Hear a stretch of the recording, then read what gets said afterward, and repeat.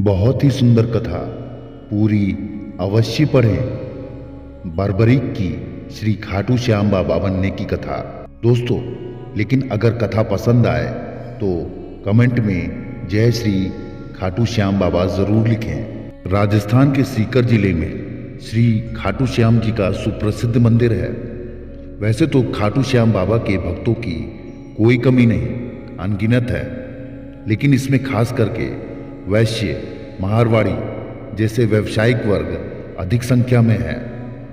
श्याम बाबा कौन थे, उनके जन्म और जीवन चरित्र के बारे में जानते हैं इस लेख में। खाटू श्याम जी का असली नाम बर्बरीक है। महाभारत की एक कहानी के अनुसार बर्बरीक का सिर राजस्थान प्रदेश के खाटू श्याम नगर में दफना दिया गया था। इसलिए बर्बरीक जी का नाम खाटू श्याम बाबा के नाम से प्रसिद्ध हुआ। वर्तमान में खाटू नगर सीकर जिले के नाम से जाना जाता है। खाटू श्याम बाबा जी कलयुग में श्री कृष्ण भगवान के अवतार के रूप में माने जाते हैं। श्याम बाबा घटोत्कच और नागकन्या मौरवी के पुत्र हैं।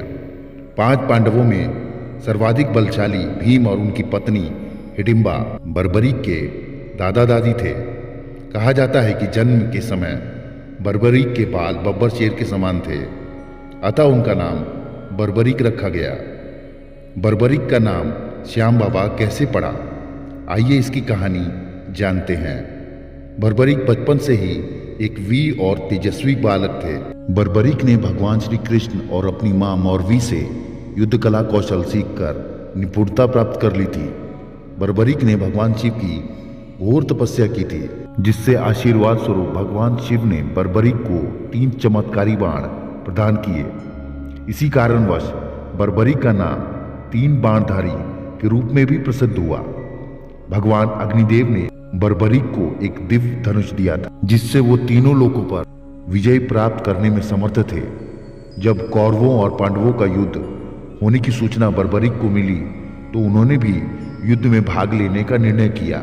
बर्बरीक अपनी मां का आशीर्वाद लिए और उन्हें हारे हुए पक्ष का साथ देने का वचन देकर निकल पड़े।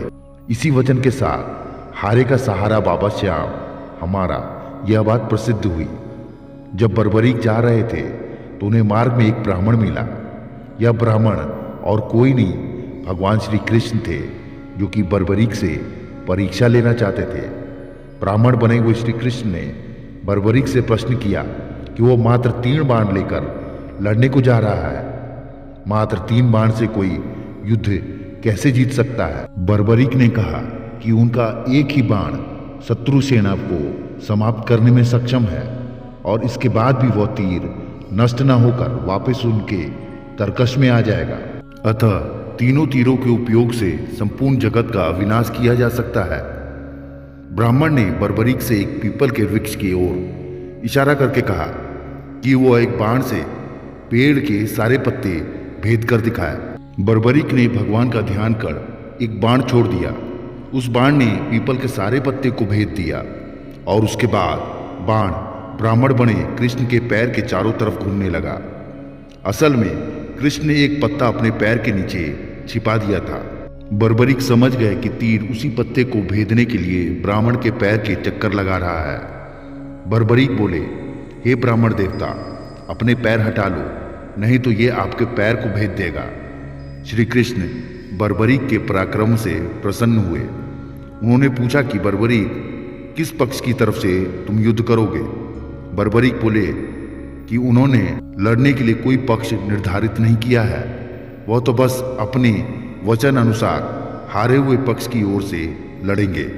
श्री कृष्ण ये सुनकर विचारमग्न हो गए, क्योंकि बर्बरीक के इस कथन के बारे में कौरव जानते थे। कौरवों ने योजना बनाई थी कि युद्ध के पहले दिन वो कम सेना के साथ युद्ध करेंगे। इससे कौरव युद्ध में हारने लगेंगे, जिसके कारण बर्बरीक कौरवों की तरफ से लड़ने आ जाएंगे। अगर बर्बरीक कौरवों की तरफ से लड़ेंगे तो उनके चमत्कारी बाण पांडवों का नाश कर देंगे। कौरवों की योजना विफल करने के लिए ब्राह्मण बने कृष्ण ने बर्बरीक से एक दान देने का वचन मांगा। बर्बरीक ने दान देने का वचन दे दिया। अब ब्राह्मण ने बर्बरीक से कहा कि उसे दान में बर्बरीक का सिर चाहिए। इस अनोखे दान की मांग सुनकर बर्बरीक आश्चर्यचकित हुए और समझ गए कि यह ब्राह्मण कोई सामान्य व्यक्ति नहीं है। ब्राह्मण ने प्रार्थना की कि वह दिए गए वचन अनुसार अपने शीश का दान अवश्य करेंगे, लेकिन पहले ब्राह्मण देव अपने वास्तविक रूप में प्रकट हो। भगवान कृष्ण अपने असली रूप में प्रकट हुए। बर्बरीक बोले कि हे देव, मैं अपना शीश देने के लिए वचनबद्ध हूँ, लेकिन मेरी युद्ध अपनी आंखों से देखने की इच्छा है। श्री कृष्ण ने बर्बरीक की वचनबद्धता से प्रसन्न होकर उसकी इच्छा पूरी करने का आशीर्वाद दिया। बर्बरीक ने अपना शीश काटकर कृष्ण को दे दिया। श्री कृष्ण ने बर्बरीक के सिर को देवियों के द्वारा अमृत से सींचकर युद्ध भूमि के पास एक पहाड़ी पर स्थित कर दिया, जहां से बर्बरीक युद्ध का दृश्य देख सके। इसके पश्चात कृष्ण ने बर्बरीक के धड़ का शास्त्रोक्त विधि से अंतिम संस्कार कर दिया। महाभारत का महान युद्ध समाप्त हुआ और पांडव विजयी हुए। विजय के बाद पांडवों में यह बहस होने लगी कि इस विजय का श्रेय किस योद्धा को जाता है। श्री कृष्ण ने कहा, चूंकि बर्बरीक इस युद्ध के साक्षी रहे हैं, अतः इस प्रश्न का उत्तर उन्हीं से जानना चाहिए। तब परमवीर बर्बरीक ने कहा, इस युद्ध का विजय श्रेय एकमात्र कृष्ण को जाता है, क्योंकि यह सब कुछ कृष्ण की उत्कृष्ट युद्ध नीति के कारण ही संभव हुआ। विजय के पीछे सब कुछ श्री कृष्ण की ही माया थी। बर्बरीक के इस सत्य वचन से देवताओं ने बर्बरीक पर पुष्पों की वर्षा की और उसके गुणगान गाने लगे। श्री कृष्ण वीर बर्बरीक की महानता से अति प्रसन्न हुए और उन्होंने कहा, हे वीर बर्बरीक, आप महान हैं। मेरे आशीर्वाद स्वरूप आज से आप मेरे नाम श्याम से प्रसिद्ध होोगे। कलयुग में आप कृष्ण अवतार के रूप में पूजे जाएंगे और अपने भक्त के मनोरथ पूर्ण करेंगे। भगवान श्री कृष्ण का वचन सिद्ध हुआ और आज हम देखते भी हैं कि भगवान श्री खाटू श्याम बाबा जी अपने भक्तों पर निरंतर अपनी कृपा बनाए रखते हैं। बाबा श्याम अपने वचन अनुसार हारे का सहारा बनते हैं।